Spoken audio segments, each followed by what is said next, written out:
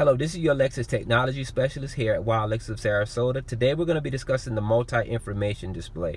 Before we go any further in this video, I'm just going to show you what I'm going to be using to help me navigate through the multi-information display. I'm going to be pressing the down button a lot. In the multi-information display, they give you 6 different menus. Today we're going to be discussing the driver's information. As you notice, you'll see that little eye illuminated at the top of the screen. Right now we're in the current information display, which gives you a current readout of your MPGs. Range just gives you the max distance you can travel on the amount of fuel you have left in the vehicle. It also gives you a readout of your average speed. After refuel, you'll be able to see your readout of your MPGs every time you go to refuel the vehicle. After start, anytime you turn on the ignition, it just starts a timer.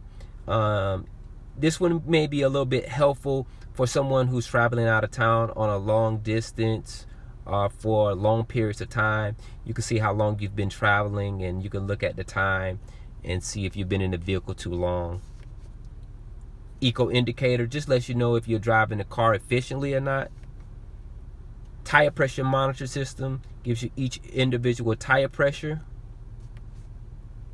Vehicle sway warning just lets you know if you have been driving the car for a long period of time, or if you start to sway in your lane too much, that vehicle sway warning to come on with a rest sign with a coffee cup, just letting you know that hey, maybe you've been driving too long, or maybe you start to sway. You just need a little break. You just need to pull over and just take a break for a while. Mid information display off screen. This may be helpful for someone who doesn't like to be distracted. You can also turn that display off on the display off screen.